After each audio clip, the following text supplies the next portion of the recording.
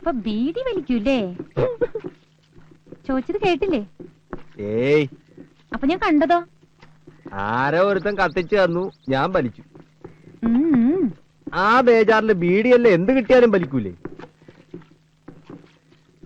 എന്ന് വെച്ച് മാഷോട് പറയല്ലേ. ഉം. ആ കുഴിയിൽ പൊങ്ങും താഴെയും ചെയ്തപ്പോ ഞാനിനി വിളിക്കാത്ത ദൈവങ്ങളില്ല. അതിപ്പോ ഒരു ആപത്ത് വരുമ്പോ നോക്കി നിൽക്കാൻ പറ്റുമോ? ഇങ്ങോട്ട് നോക്കിയേ, ഇങ്ങോട്ട് നോക്കേ. മനുഷ്യന്മാരായാലും മൃഗങ്ങളായാലും രണ്ടിന്റെയും ജീവൻ ഇക്കൊരുപോലെയാ. ഇക്കഴിഞ്ഞ ഓണത്തിനെ നമ്മുടെ അടുക്കളപ്പരമില്ലേ, ഓന്റെ കുട്ടി കിണറ്റിൽ വീണു. ഓടിക്കൂടാനും ഒച്ചയിടാനും ഒക്കെ നമ്മുടെ ആളുകൾക്ക് നല്ല മിടുക്കാണല്ലോ. ഒരെണ്ണം വേണമല്ലോ എടുത്ത് ചാടാൻ. ഈ പരമ കൂടെ മിടിച്ചോണ്ട് നിന്നു. അല്ല, മൂപ്പര് ചാടിയിട്ടും വലിയ വിശേഷമൊന്നും ഇല്ലാന്ന് വെച്ചോ. കുട്ടി ഒന്ന് പൊന്തി, പിന്നെയും പൊന്തി, 3 കഴിഞ്ഞാ പിന്നെ പൊന്തില്ലാന്നാ. ഞാനൊന്നും ആലോചിക്കാൻ നിന്നില്ല, എടുത്ത് ചാടി കുട്ടിയെ കയറ്റി. അന്ന് മുറിഞ്ഞ പാടായത്. ആ ആനയുടെ കൊമ്പിലോ തുമ്പിക്കൈയിലെങ്ങാനും പെട്ടിരുന്നെങ്കിലോ? എനിക്ക് ഓർക്കാൻ കൂടി വയ്യ. അതിനല്ലേ ആളോള് നിന്നിരുന്നത്. അപ്പ വലിക്കില്ലേ വടം മേലോട്ട്. പിന്നെ നമ്മുടെ കുഞ്ഞേപ്പനല്ലേ ഉപദ്രവിക്കില്ലാന്നും കേറ്റി വിടാനാന്നും ഞാൻ ഓരോട് നേരത്തെ പറഞ്ഞിരുന്നേ. പറഞ്ഞത് അപ്പടി ആനയ്ക്ക് മനസ്സിലായും കാണും. കാണൂല്ലോ, അതുകൊണ്ടല്ലേ ഒരു ഉപദ്രവം ഉണ്ടാക്കാതെ ഓ മേലോട്ട് കേറി പോയത്. എനിക്ക് അതിനൊന്ന് തൊടണമെന്നുണ്ടായിരുന്നു. അതപ്പ പറഞ്ഞാ മതിയായിരുന്നല്ലോ. തൊടുവ് തടവ് എന്ത് വേണം ചെയ്യായിരുന്നു. എനിക്കൊരു ആനവാല് കൊണ്ടുതരുവോ? എന്തിനാ? അതുകൊണ്ട് മോതിരം ഉണ്ടാക്കിയിട്ടാ പേടി സ്വപ്നം കാണില്ലെന്നാ. ചുമ്മാ പറയണതാണെന്നേ. അല്ലേ തന്നെ അവന്റെ വാലിൽ ആകെ 2 തന്നെ ഉള്ളു. ഇനി അതുകൂടെ പറിച്ചെടുത്താ പാവം. ഇനി പേടി തോന്നുമ്പടേ ഇങ്ങോട്ട് നോക്കിയേ, എന്നെ ഓർക്കാറുണ്ട്. ഒരു പേടിയില്ലാതെ ആ കാട്ടില് ഒറ്റയ്ക്ക് എങ്ങനെ കഴിയണൂന്ന്. എന്തു പറഞ്ഞാലും ഒരു പേടി. എനിക്കൊന്നിനേം പേടിയില്ല. അപ്പൊ രാത്രിയിൽ കാലങ്ങൊഴി കൂവിയാലോ? ഞാൻ തിരിച്ചു പോവും. എണയാണെന്നേര് ചിലപ്പോ അവറ്റ വരികയും ചെയ്യും. അത് ചുമ്മാ. സത്യം. സ്നേഹിക്കാൻ മനുഷ്യന്മാരെക്കാൾ നല്ലത് മൃഗങ്ങളാ.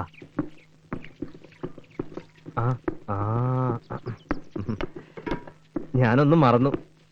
ദേ, ഇത് രക്തചന്ദ്ര. ഏതോ ദുഷ്ടന്മാര് പണ്ട് കാട്ടീന്ന് വെട്ടിക്കൊണ്ടുപോയതിന്റെ കുറ്റിയാ. കിളക്കുമ്പോ കിട്ടി തയ്ക്ക്. ഇത് ദിവസവും അരച്ച് പുരട്ടിയ മുഖം ദേ വെട്ടിത്തിളങ്ങും.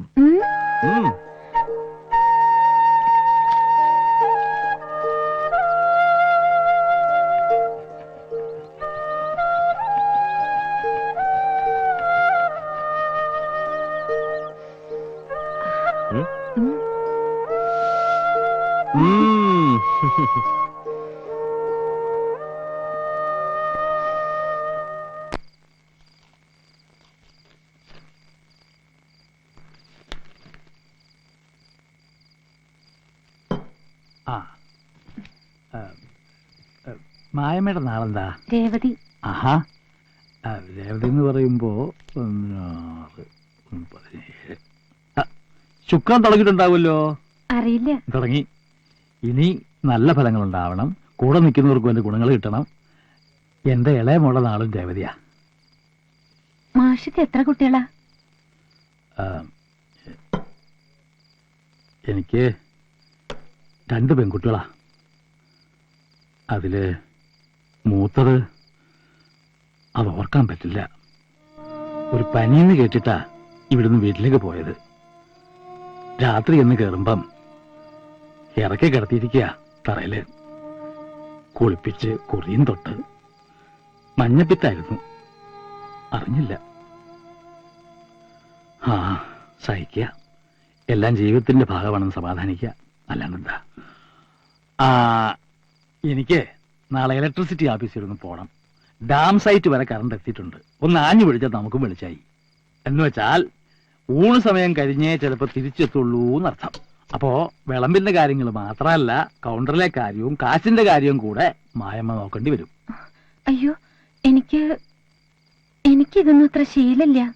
ശീലം ഉണ്ടായിട്ടാ ഇയാള് മണിമണി പോലെ ഓടിയിറങ്ങി ഇങ്ങനെ വിളമ്പണത്. ആ 2 2 എത്രയാ? 4 4 4 8 2 2 16 16 ഇട്ട് പോയാൽ 8 8 6 പോയാൽ 2. കഴിഞ്ഞു. ഇന്റർവ്യൂ കഴിഞ്ഞു. ദാ പിടി. താക്കോല് പിടിക്കേ. എന്താ? താക്കോല് പിടിക്കാൻ.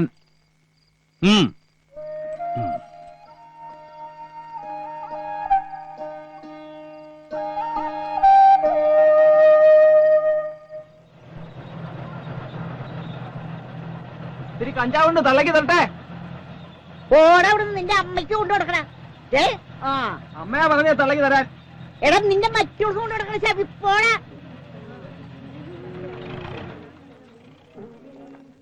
പറ്റെഴുതുന്നേ.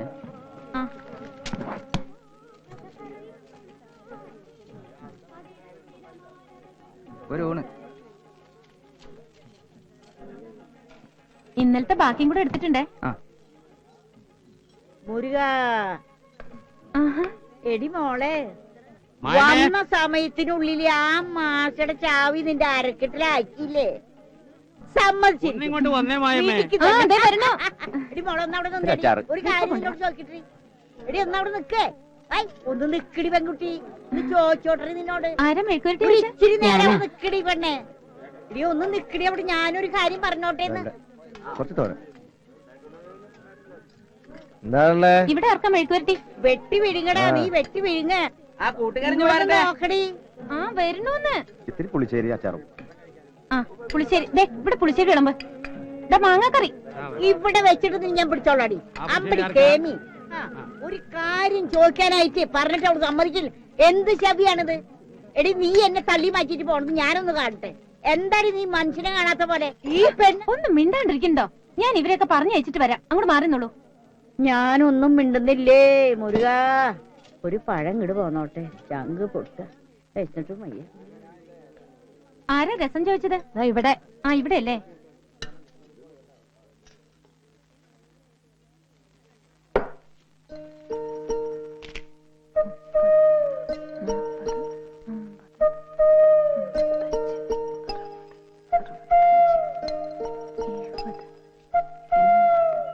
എടി മോളെ, ഒരു 5 രൂപ ഇങ്ങോട്ട് തന്നെ.